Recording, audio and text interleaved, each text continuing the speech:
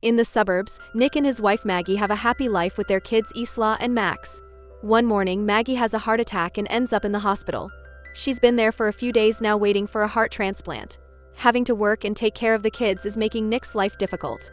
One evening he takes the kids to a presentation by Cobalt Industries and they see the Sims, which are advanced robots that can help humans with their daily chores or even difficult work.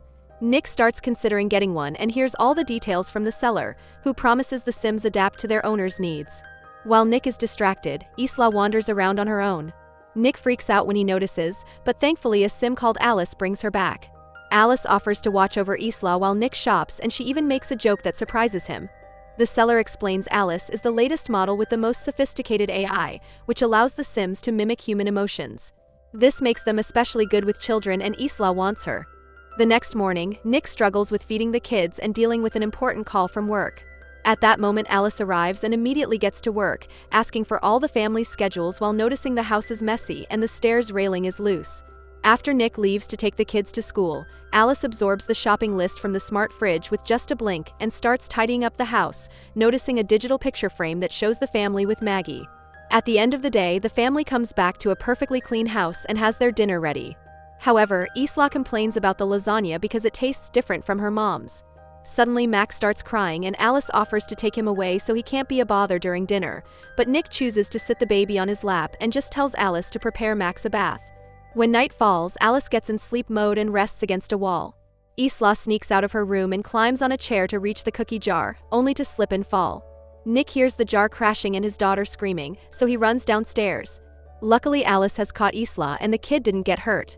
The glass hurts Alice and Nick is shocked to see her bleed. After putting Isla to bed, Nick checks on Alice and finds her in her underwear. He asks if she needs a repair shop, but Alice has used a special bandage that instantly closes the cut. Sometime later, the family visits Maggie and Isla tells her Alice has become her friend. Nick gets really affectionate with Maggie because he misses her so much. When Nick returns to work at the construction site, he and his co-workers notice their boss is showing the place to a representative from a robotics company. Getting suspicious, Nick talks to his boss in the elevator and confirms the sad truth. The workers are getting fired and replaced with Sims because the construction is delayed. Nick isn't fired because insurance demands a human foreman on site, but he furiously stops the elevator and announces he'll leave with his friends as support. However, he changes his mind when his boss points out he needs the money for the kids and the hospital bills, especially since Maggie isn't working anymore. When Nick goes home, he drops the overdue bills on the floor and pays attention to his kids. Alice picks the envelopes up while noticing how Nick is very tired. Yet he still listens to Isla and tries calming a crying Max down. After dinner, Nick works on his car while drinking and listening to metal music. Suddenly Alice changes the music to something calmer and points out Nick didn't eat much during dinner, so he explains he had a bad day at work. Alice offers a friendly ear and Nick rants about what happened, causing Alice to call him a hypocrite because he also hired a Sim instead of a human. Afterwards, Alice helps Isla get ready for bed. Isla asks if her mom is going to die, and Alice tries to distract by showing the UV light in her mouth. Then she joins Nick in the living room where he's watching Casablanca. She knows the story from the database, but Nick explains actually watching it is a different experience and asks her to wipe all she knows about the movie from her memory. Alice explains her intelligence is derived from memory and deleting it would be antithetical, but Nick tells her to do it anyway. She needs to restart her programming to do it, so Nick holds down the power button on her neck for 7 seconds. Now Alice experiences the movie for the first time and learns about a love so powerful that a person would do bad things to protect it. The movie is interrupted by a call from Maggie, who announces they found a heart so the surgery has been scheduled. The next day the family goes to the hospital and Maggie asks for a minute alone with Alice. Maggie is worried that Nick spends too much time with the kids and doesn't take good care of himself, so she wants Alice to help Nick be happy even if she must do things he doesn't like taking away the alcohol he hides in the garage. Moments later, the doctor brings bad news. There's a storm that prevents the helicopter with the heart to arrive at the hospital, so the surgery is cancelled. Nick tries to comfort Maggie, but for now she wants to be alone. Later at home, Nick keeps on drinking and ranting about what happened. He starts losing control and tries to throw the bottle, but Alice stops him by grabbing his arm. Nick is shocked to feel a pulse in her wrist, so Alice explains she has an artificial heart because the sound of a heartbeat is comforting to a baby. Then she puts her hands inside his pants and starts pleasuring him while describing how his pulse and blood vessels are reacting. Alice doesn't want him to suffer anymore, and at first, Nick enjoys it, but soon he snaps out of it and pushes her away. Then Nick goes for a run to clear his mind, but he can't stop imagining what doing the whole thing with Alice would have been like. Later at the hospital, Maggie starts listing a bunch of advice she wants Nick to pass to their kids, clearly starting to lose hope. That night, Nick notices the pictures with Maggie are missing in the digital frame and confronts Alice about it. She explains she removed the Maggie photos because they were making Isla sad, but she instantly puts them back when Nick tells her to. Afterward, Nick goes drinking with his work buddies. The whole group is very frustrated because they're having trouble finding work since most companies are getting Sims instead. When the robot waitress comes to their table, Monty is rude to her and Nick disapproves. Then the group leaves the bar and keeps drinking in the car. Monty announces they'll have some fun and takes them to the construction site, claiming he left some tools behind and nobody picks up the phone when he tries asking for them. Nick reminds him that the area is patrolled, but Monty ignores him and the rest of the group follows him. Monty finds the container where they keep the sim workers, but the lock requires a password. Nick refuses to open it for them, but Monty guesses he has his own code and that he chose Isla's birth year. His guess is right, and inside the container he finds a bunch of workers that look all the same. The main sim explains they have no names, only designation numbers. Monty starts ranting about corporations being cold and impersonal, then he starts destroying the sim with a tool. Nick wants to stop him, but the others hold him back. When Nick returns home, he takes a shower to wash off the sim blood. Suddenly Alice appears with towels and Nick notices she's wearing Maggie's robe. Alice explains Maggie's smell seems to calm Max, and when Nick asks her to take it off, she does so right there. Getting nervous, Nick tries to leave, but Alice stops him and removes his towel before making him sit down. As she climbs on his lap, Nick tries saying he can't do this, so Alice blindfolds him and modifies her voice to sound like Maggie. Now Nick can lose himself in the illusion and pretend he's doing his wife. The next morning, Nick wakes up with regret and tells Alice they can't do it again. She tries saying that his stress was reduced, but Nick scolds her, explaining it's not about needs but about connection and love. When Nick gets to work, his boss is already talking to the police because all the Sims were destroyed.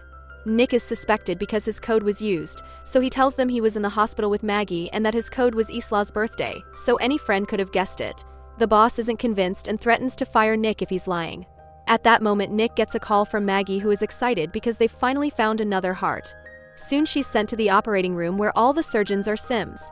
Fortunately, the transplant is a success, and in just a few days Maggie is sent home. Her body is still weak and she has trouble bending over to pick up Max, so Alice cuts in to grab him instead. Later, Alice takes Max to the park and sees a spoiled kid yelling at his sim nanny, which makes Max cry. Alice scolds the child with rude words and all the Sims in the area can't believe it, thinking her owner lowered her civility too much. However, Alice clarifies she actually wiped civility from her database thanks to Nick's reset and claims this is better. That night, Isla is happy to eat Maggie's lasagna and Alice asks for the recipe, but Maggie says it's a family secret. Maggie isn't feeling well and instead of eating, she decides to rest. In the morning, Maggie wakes up when she hears Isla yelling stop and runs downstairs, but the railing breaks and she falls. Alice stops tickling Isla and picks up Maggie to take her back to her room. When Nick comes home from work, he finds Alice reading to Isla by using Maggie's voice and asks her to stop. Alice mentions Maggie's fall and Nick rushes to check on her while Alice tells him the railing broke. This makes Nick suspicious since supposedly Alice had already fixed the railing. A few hours later, Nick wakes Maggie up and guides her through a path of candles to the garden, where he prepares a romantic dinner just for the two of them. Alice watches them from the window, getting jealous. After dinner, the couple takes a shower together and gets dirty in bed. Nick doesn't want to hurt Maggie, so instead of getting inside, he uses his mouth. Their special moment is interrupted by Alice, who says Isla had a nightmare and is asking for Nick. Once Isla is taken care of, Nick goes to the garden to clean up. At that moment, Monty appears with a few drinks and apologizes for the other night before sharing that his wife left him. He also reveals that the cops have been questioning him and that their boss is pressing charges for trespassing and destruction of property. Monty thinks Nick snitched on him to keep his job, and an argument ensues during which Monty yells a lot and ends up punching Nick. When Nick tackles him back, Monty quickly overpowers him and starts kicking him. Monty grabs a bottle to finish him, but he's stopped by Alice, who breaks the glass and hurts Monty's hand before sending him flying. She's ready to do more, but Nick stops her. Before leaving, Monty tells Nick he has until tomorrow to convince the boss to drop the charges or he'll drag him down with him. Afterward, Nick mentions Sims aren't supposed to hurt people, but Alice explains she's programmed to protect her owner. She starts talking about her life with Nick if Maggie dies, and he snaps at her, saying she'll never be Maggie because she can't even have scars. Alice grabs a piece of glass and points out she can add some if he wishes. Meanwhile, Monty is at home consuming happy powder and leaving crying messages on his ex-wife's voicemail while holding a gun. At that moment Alice arrives, saying Nick doesn't know she's there and that she can't let him lose his job. Monty starts ranting about Sims and insulting her, getting ready to shoot her. However, Alice is faster and stops his hand before throwing him on the ground and kicking the gun away. When Monty tries fighting back, Alice pushes him through the wall and grabs the gun to kill him. Suddenly she's stopped by the house of Sim, who Alice feels pity for but still gets shot. Then Alice kills Monty too. The next day Nick goes to work and tries to convince his boss to drop the charges, only to learn Monty is dead. At home, Maggie gets dizzy when she tries to pick up a book and Alice does it for her. Maggie wants to take a bath in peace, but Alice refuses to leave because she's worried Maggie may drown. She explains Maggie is putting stress on the whole family, especially since she can't meet Nick's physical needs. When Maggie asks how she knows that, Alice tells her she knows what Nick's vitals are like when he's satisfied, and her sensors haven't picked it up since Maggie returned. Furious, Maggie sends Alice to stay in the garage. Moments later Nick comes home and Maggie is waiting for him to force him to say the truth. Nick admits he did it with Alice once and an argument ensues with lots of yelling, which Alice overhears by touching the window. Max starts crying and Alice goes to check on him, deciding he's a burden. She puts him in the tub and starts filling it with water, which is seen by Isla. The girl warns her parents and they rush to the bathroom, but Alice is holding the door close. While Nick starts hitting the door with a lamp, Maggie climbs out the window and walks on the roof to reach the bathroom. She tries grabbing the baby, but Alice pushes her against the wall. At that moment Nick finally breaks in and takes Max out of the tub, passing him to Isla before hitting Alice with the lamp to free his wife. Soon Alice stands up again with heavy damage on her face and blocks the lamp when Nick tries hitting her again. Maggie tells Nick to let go and plugs the lamp, causing Alice to be electrocuted. She passes out and the house loses power. Afterwards, an ambulance comes to take Max to the hospital while a company technician asks about any signs of Alice malfunctioning before. Nick apologizes to Maggie, who explains she needs some space and leaves with the kids. Meanwhile, Alice is taken to the repair shop, where a technician is opening her head. The other worker notices Alice's hand moving, but it stops when her memory is removed. Then they connect it to the computer and notice the code has gaps everywhere. Suddenly the screens start flashing and a message appears saying an upload is happening, meaning Alice is taking over. The technicians pull the memory, but Alice is already in the system, so next they unplug the computers. However, another message appears asking, "How do you run from what's in your head?" And suddenly one of the technicians is killed by Alice 2, a sim that the original Alice dumped her memory into. Then Alice 2 ignores the other technician's commands and repeatedly mashes her head on the floor before turning to the original Alice. Meanwhile, Nick is at the bar drinking and sends the waiter away because he's a sim. Suddenly Alice arrives, speaking badly because her face is still damaged. She explains her duty is to make Nick happy and admits she killed Monty before saying she's at the hospital too. Nick tries to leave, but Alice holds him down and hacks the barman with a look to freeze him. As he rants about the mistakes he's made, Nick pretends to gently touch Alice's head only to pull out her memory. After she shuts down, he runs away. At the hospital, a doctor confirms Max is fine, but Maggie is uncomfortable because he's a sim. Later Isla hears her mother's voice and follows it while the lights change colors. The doctor is frozen and there are broken bottles on the floor, but before Isla can follow the voice again, she's dragged away by Maggie to hide. It turns out the voice is Alice 2, who tries accessing the computer and is seen by a nurse. Alice 2 grabs her by the neck to choke her to death and steal her keycard while Maggie and Isla sneak away. Then Alice 2 uses the keycard to find Max's room in the system. Suddenly Maggie accidentally steps on some glass, but she manages not to scream. Then Maggie and Isla reach Max and take him away right before Alice 2 enters the room. However, Maggie's injury is dripping on the ground and Alice 2 uses her UV light to follow the trail. When she finds the family, they use an extinguisher to distract her and run away.